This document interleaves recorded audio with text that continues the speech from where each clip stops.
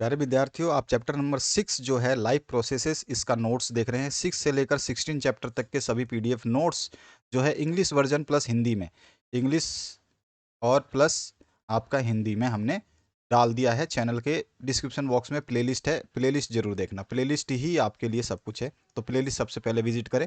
चलिए आगे देखते हैं। लाइफ प्रोसेस जो है, इसमें आपको पता ही है, लिविंग ऑर्गेनिज्म को जीने के लिए लाइफ प्रोसेस की जरूरत होती है, उसके बिना वो जी नहीं सकता। जिसमें उसके ग्रोथ भी होता है, डाइजेशन होता है, रेस्पिरेशन होता है, सर्कुलेशन होता है, एक्सर्शन होता है, ये सारी चीज़ें इसमें काउंट की जाती हैं। ठीक है। अब इसमें आपका न्यूट्रिशन जो होता है, न्यूट्रिशन हो प्लांट में होता है, एक एनिमल में होता है। इन दोनों को फ्लो चार्ट के द्वारा, जब आप इस फ्लो चार्ट को ढंग से पढ़ेंगे तो आपको सब कुछ समझ में आ जाएगा। इतनी आसान तरीके से जो नोट्स बनाए गए हैं, इन नोट्स को देख करके आप आसानी से पूरे चैप्टर को केवल 5 से 10 पन्नों में पढ़ सकते हैं, और वो भी पन्ने आधे आधे पन्ने, आधे आधे पेज में। मोड्स ऑफ न्यूट्रिशंस क्या होते हैं? ऑटोट्रॉपिक होता है, हेटरोट्रॉपिक होता है, दोनों में डिफरेंसेस पूछे जाते हैं, कभी कभी इनकी डेफिनेशंस पूछी जाती है। ठीक है। और यहाँ पर जो है, यहाँ पर एक छोटा सा फ्लो चार्ट दिया गया, इसको भी आप जरूर देख लेना। उसके बाद में एक फोटोसिंथेसिस की इक्वेशन पूछी जाती है, क्या होता है ये भी बताया गया है। जो फोटोसिंथेसिस है, इसमें क्या क्या रॉ मटेरियल्स आपको चाहिए, वो सारी चीज़ें बताई गई है। ठीक है। और मेन इवेंट्स जो फोटोसिंथेसिस में क्या क्या होते हैं, वो चीज़ें बताई गई है। स्टोमाटा क्या होता है, उसके फंक्शंस क्या होते हैं, सारी चीज़ें बताई गई हैं। इसी तरह से आपको सब कुछ ध्यान रखना है। और इसके में हेटरोट्रॉफिक न्यूट्रिशन में क्या होता है आपका, यहाँ पर हमने फ्लो चार्ट के द्वारा समझा दिया है। और उसके बाद में जो ऑर्गेनिज्म होते हैं वो कैसे अपने फूड्स को प्राप्त करते हैं, जैसे कि अमीबा हुआ या फिर पैरामीशियम हुआ, तो अमीबा का डायग्राम यहाँ पे है और उसके फूड प्रोसेस यहाँ पे दिखाई गई है। ठीक है। न्यूट्रिशन इन अमीबा दिखाया गया, इसी तरह से पैरामीशियम में यहाँ पे दिखा दिया गया। स्टेप्स इन होलोजिक न्यूट्रिशन जो होती हैं, इसमें अंतर्ग्रहण होता है, डाइजेशन होता है, आपका एब्जॉर्प्शन होता है, एसिमिलेशन होता है और एडजेशन होता है। ठीक है। इसमें न्यूट्रिशन इन ह्यूमन बीइंग का, इसको भी हमने बताया है, माउथ से लेकर के जो ये चलता है स्टार्टिंग से, और कंप्लीटली ये मॉर्गन से होते हुए निकलता है, और कहाँ कहाँ पहुँचता है, और कहाँ पे किसका विखंडन होता है, कौन किससे टूटता है, ये सारी चीज़ें इसमें। गैस्ट्रिक जूस जो होती है, इसमें पेप्सिन, HCl और म्यूकस होता है, और इसके क्या क्या काम है इसके नीचे ब्रैकेट में लिखे गए हैं। सभी चीज़ों को अच्छी तरह से याद करना है। इसमें स्मॉल इंस्टेंटाइन और स्मॉल इंस्टेंटाइन स्टेंडिटेलियल, और इन सभी चीज़ों को मैंने यहाँ पे डिस्क्राइब किया है। इसमें कौन कौन से एंजाइम होंगे, कार्बोहाइड्रेट, फैट्स और प्रोटीन। ये कार्बोहाइड्रेट जो ग्लूकोज में होगा, और फैट्स जो है फैटी एसिड प्लस ग्लाइसोरोल में होंगे, और ये प्रोटीन जो है अमीनो एसिड में विखंडित हो जाता है, डिवाइड हो जाता है, टूट जाता है। विल्ली क्या होती है? फिंगर टाइप प्रोजेक्शन होती है, फिंगर लाइक्स प्रोजेक्शन। ठीक है। इसके ऊपर भी पूछता है, विल्ली क्या होती है? फिंगर टाइप प्रोजेक्शंस होते हैं। इसके बाद में आपका सीक्रेशंस वगैरह सबको देखना है। आपका पेप्सिन जो है, और लीवर में जो बाइल जूस होता है। ठीक है। पेनक्रियाज में आपके पेनक्रियाज जूस होते हैं, जिसमें दो तरह के जूस होते हैं, एक ट्रिप्सिन होता है और दूसरा लाइपेज होता है। ठीक है। इन चीज़ों को ध्यान रखना है आपको। और इमल्सिफिकेशन क्या होता है, ये आपको पता होना चाहिए।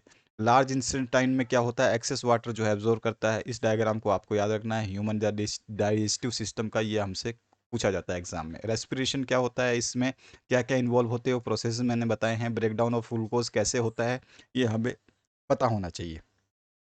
फर्मेंटेशन क्या होगा? एक्युमुलेशन ऑफ जो एनर्जी में होता है ना, ये एक्युमुलेशन होता है। ठीक है। ये सारी चीज़ें दी गई हैं। रेस्पिरेशन में जो है एरोबिक और अनएरोबिक दो तरह के रेस्पिरेशन होते हैं, और दोनों में डिफरेंसेस पूछे जाते हैं, तो डिफरेंसेस यहाँ पे दे दी हैं फ्लो चार्ट के दौरान। इसके बाद में आप ह्यूमन रेस्पिरेटरी सिस्टम को जरूर आप ध्यान रखेंगे। इसमें सारे आपके जितने भी ऑर्गन्स है वो काम करते हैं, और इन सभी के जो है फ्लो चार्ट के थ्रू ही जाता है, मतलब फर्स्ट इसमें जाएगा फिर इसमें जाएगा, इस तरह से हमने दिखाया है। ये आपको डायग्राम याद रखना है। ठीक है। इसके बाद में मैकेनिज्म ऑफ ब्रीथिंग क्या होता है? तो इनहेलेशन होता है और एक्सहेलेशन होता है। एक बार लेते हैं और एक बार छोड़ते हैं, तो ये भी आपको ध्यान रखना है। इसके बाद में आपका जो है यहाँ पर डायग्राम जो इनहेलेशन का और एक्सहेलेशन का, आप चाहें तो इस तरह से देख सकते हैं। काफ़ी आप इससे सीख सकते हैं, बाकी इतना इंपॉर्टेंट नहीं है, फिर भी आपको पता होना चाहिए। एक्सचेंजेज ऑफ गैस जो होती हैं, वो ब्लड टिश्यू वगैरह में कैसे होता है, इन सब चीज़ों को यहाँ पे बताया गया है। टेरेस्ट्रियल ऑर्गेनिज्म, एक्वेटिक जो होते हैं, इनमें क्या होता है, कैसे ऑक्सीजन को रेस्पिरेट करते हैं। ठीक है। इसके बाद में स्टोमाटा इन लीव्स, उसके बाद टेंच सेल्स और जनरल सरफेसेस ऑफ रूट्स, ये सारे के सारे जो है रेस्पिरेशन में काम आते हैं, गैसियस एक्सचेंज में। ठीक है। लाइफ प्रोसेसेस जो है आपका, इसमें आपका ट्रांसपोर्टेशन एक्सर्शन दोनों को काउंट किया जाएगा। इसमें आपका पंपिंग ऑर्गन, ब्लड वेसल और सर्कुलेटरी मीडियम भी आ जाएगा। ब्लड सर्कुलेशन जो है, हार्ट का डायग्राम, ह्यूमन हार्ट का डायग्राम पूछा जाता है, तो ये डायग्राम आपको ध्यान रखना है। और लेफ्ट वेंट्रिकल लेफ्ट आपका आर्ट्रियम भी होता है, और लेफ्ट वेंट्रिकल रिलैक्स्ड होता है, और एक आर्ट्रियम भी रिलैक्स्ड होता है। तो इन सब चीज़ों को थोड़ा सा ध्यान रखना है। ये फ्लो चार्ट को आप जब पढ़ोगे तो आपको पूरा समझ में आएगा। इसके बाद में ब्लड जो है, इसमें आपको पता होता है, इसमें लिक्विड और सॉलिड कंपोनेंट्स होता है, जिसमें क्रॉप्सूल्स और प्लाज्मा होते हैं।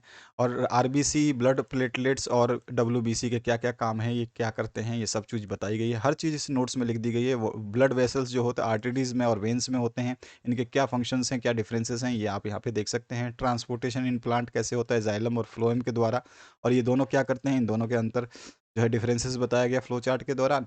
उसके अलावा जो फंक्शंस हैं वो बता दिया गया है। एक्सर्शन क्या होता है, इसका डायग्राम आपको याद रखना है, ये क्योंकि पूछता है, तो इसके चारों पॉइंट को आपको ध्यान से रखना है, ठीक है। और सभी चीज़ें यहाँ पे हमने कर दिया है, फिल्ट्रेशन, ट्यूबुलर और सेक्रेशन, ये सारे सारे जो है चीज़ें हमने बताई हैं। इनको पढ़कर याद करना पड़ेगा आपको, तभी जाके आपको समझ में आएगा। एक्सेशन प्लांट क्या होता है, ये भी हमने दे दिया। लाइफ प्रोसेस के एक्सरसाइज जो है, इसकी बात करें तो यहाँ पर इतने क्वेश्चंस हैं जो 1 मार्क्स में आते हैं, और इन सभी के आंसर्स जो हैं आपको नोट्स में मिल जाएंगे। आंसर्स नोट्स में अवेलेबल हैं, नोट्स को पढ़िएगा तो आपको आ जाएगा।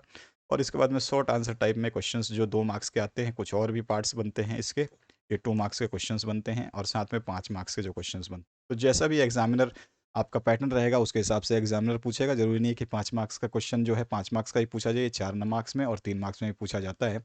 वो पूछने का अपना अपना तरीका होता है एग्जामिनर का। तो इस पीडीएफ को आप डाउनलोड कर लेना, पीडीएफ डिस्क्रिप्शन बॉक्स में अवेलेबल है पूरी प्लेलिस्ट के साथ में। तो आशा करता हूँ इस वीडियो से आप लोगों को हेल्प मिलेगी। Thank you very much, have a good day, और अपने दोस्तों के साथ शेयर करना बिल्कुल ना भूलें।